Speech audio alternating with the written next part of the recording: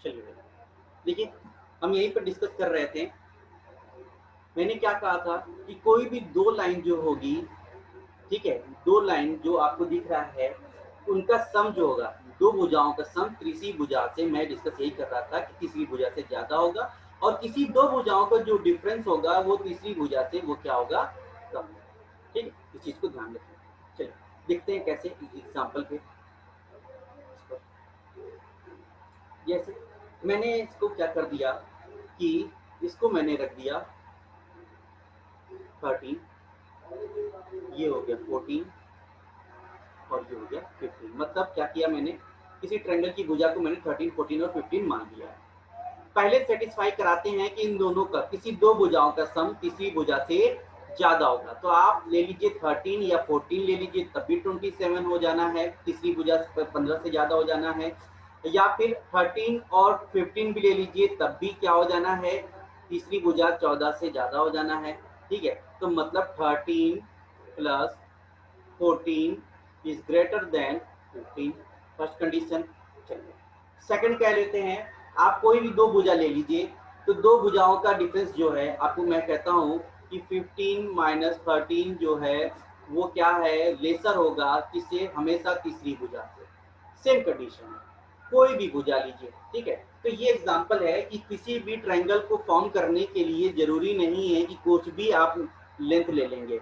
Length के साथ साथ आपको ये कंडीशन सेटिस्फाई करना चाहिए कि जो दो भुजाओं का सम जो है वो तीसरी भुजा से क्या होना चाहिए, ज्यादा होगा, और उनका डिफरेंस जो है तीसरी भुजा से कम है। ठीक है, किसी भी दो साइड से। ठीक है, चलिए आगे बढ़ते हैं। इसमें कोई डाउट है, आगे बढ़े। चलिए एक चीज ये देखते हैं, sum of all the angles, sum of, ये भी लीजिए भाई, छोटी सी बात है, sum of all the angles of triangle, जैसे angle A plus angle B plus angle C equal to 180 degree. ठीक है, यहाँ तक बात समझ में आया। चलिए आगे बढ़ते हैं। अच्छा एक मिनट रुकिए, एक मिनट।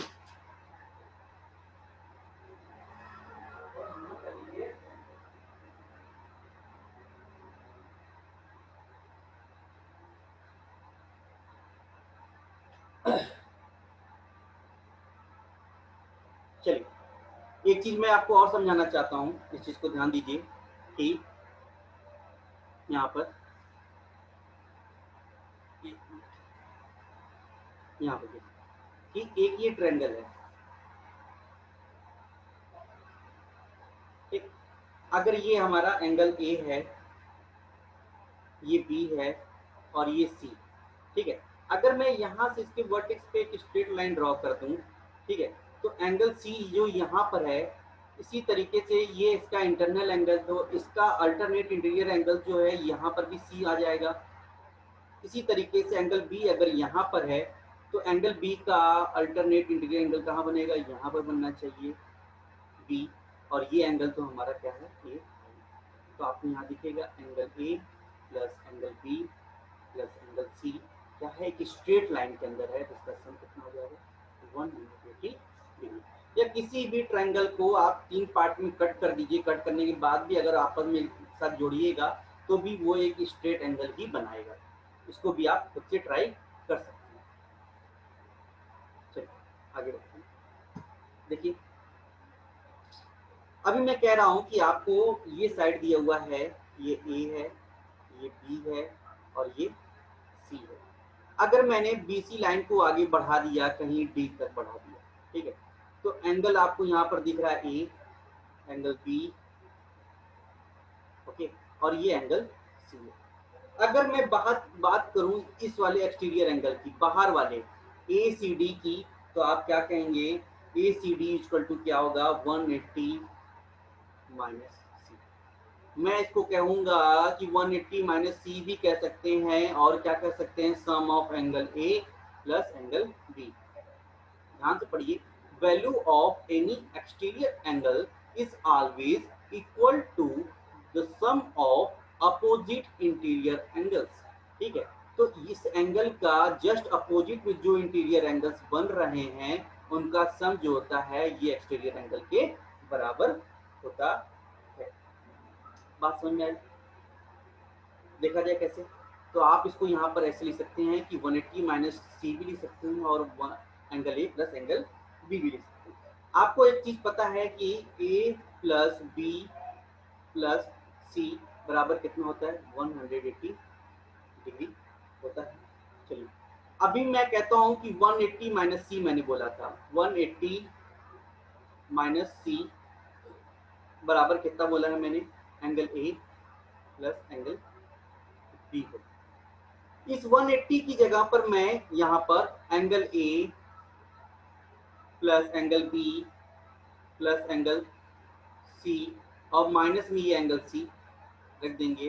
तो यहाँ पर देखिए माइनस माइनस कैंसिल आउट हो गया, तो क्या बचा, angle A plus angle 180 minus C क्या हो गया, कन्वर्ट होकर क्या हो गया, angle A plus angle B.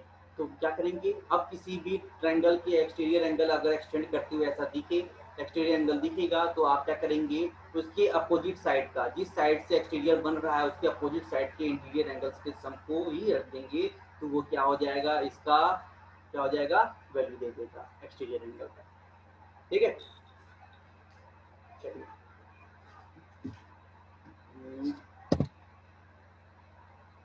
एक और चीज देखते हैं, ध्यान से देखिएगा।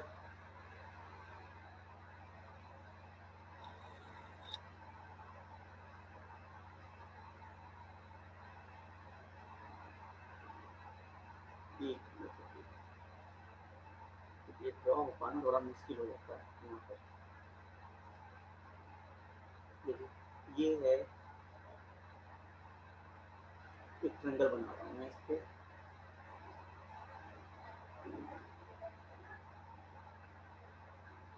ये है हमारा कोई ट्रायंगल ए, ये बी और ये सी।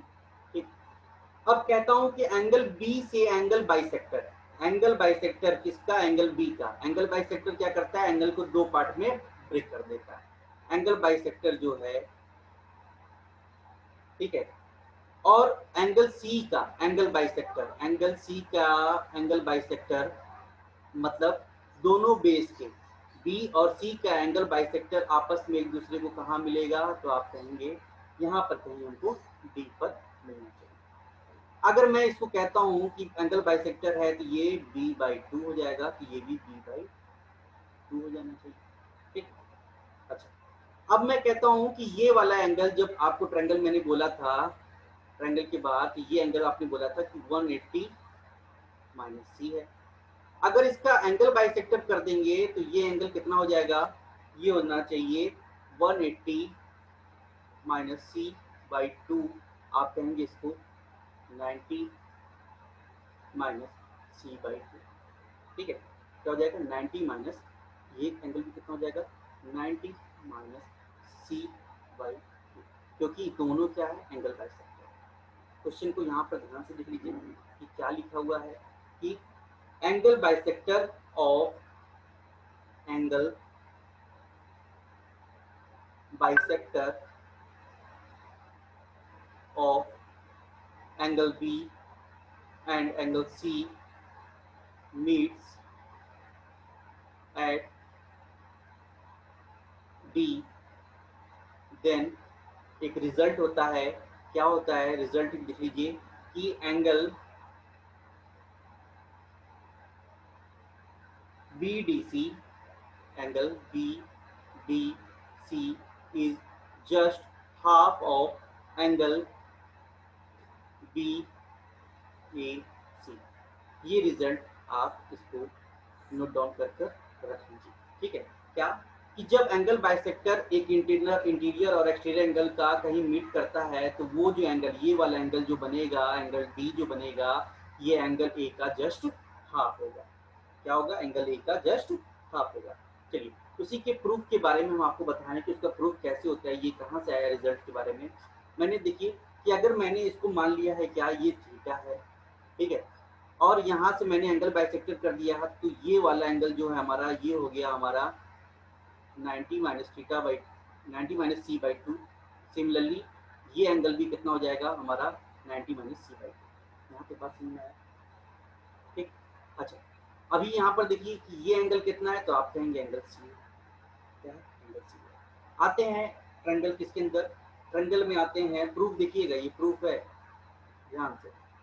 ठीक, proof in triangle B D C. आपको क्या दिख रहा है, आप कौन कौन से BDC की बात कर रहे हैं, तो BDC में आते हैं, एक मिनट, मैं इस वाले ट्रायंगल की बात कर रहा हूँ, ये B, यहाँ से ये D और ये C की बात कर रहा है, इस वाले ट्रायंगल की बात कर रहा है।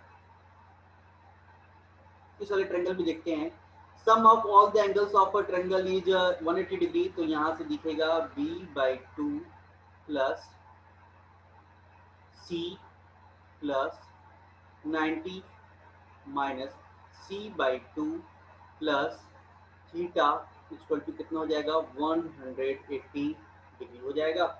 यहाँ तक तो कोई डाउट नहीं है, ठीक है। किस ट्रायंगल की बात की है, ट्रायंगल BDC की बात कर रहे हैं, ठीक है। अगर मैं थीटा को निकालने की कोशिश करूं तो थीटा इक्वल टू क्या निकलेगा, थीटा इक्वल टू ये 90 इधर की तरफ माइनस हो जाएगा, तो हो जाएगा 90 माइनस B/2 माइनस C/2।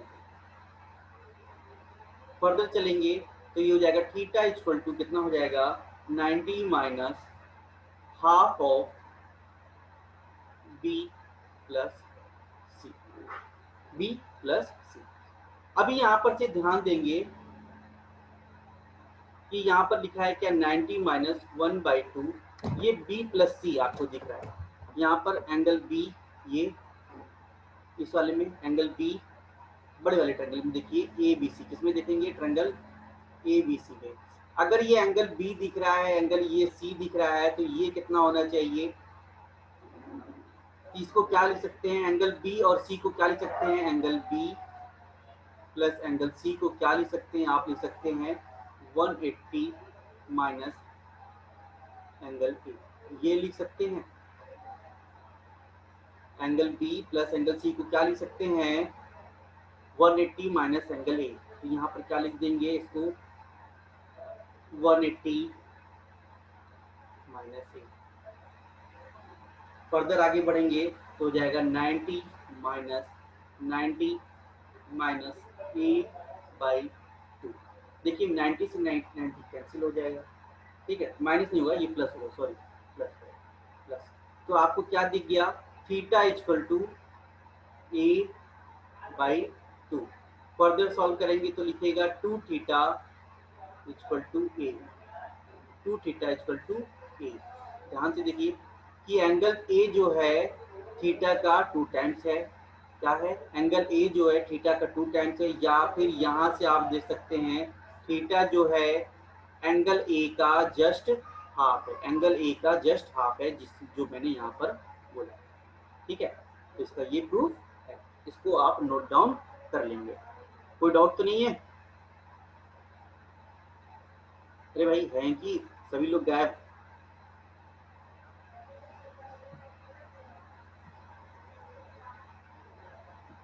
देख लेता हूँ भाई, सो तो नहीं गए सभी लोग, आद्या, अभिनव, अभिषेक, अभिनव्या, त्रिशा, ओके, अच्छा, नो डाउट, ठीक है, चलिए अच्छी बात है, डाउट नहीं है तो सर, अच्छा ठीक, ऑल क्लियर, चलिए अच्छी बात है, क्लियर है। तो आज ज्योमेट्री को यहीं पर स्टॉप करते हैं। जितने बेसिक्स मैंने अभी तक बताए एक बार इसको जाकर आप लोग फिर से फर्निश कीजिएगा, फिर से रिवाइज कीजिएगा, देख लीजिएगा कि ये सब बेसिक एकदम बेसिक चीज़ें तो मैंने आपको डिस्कस किया है, ठीक है।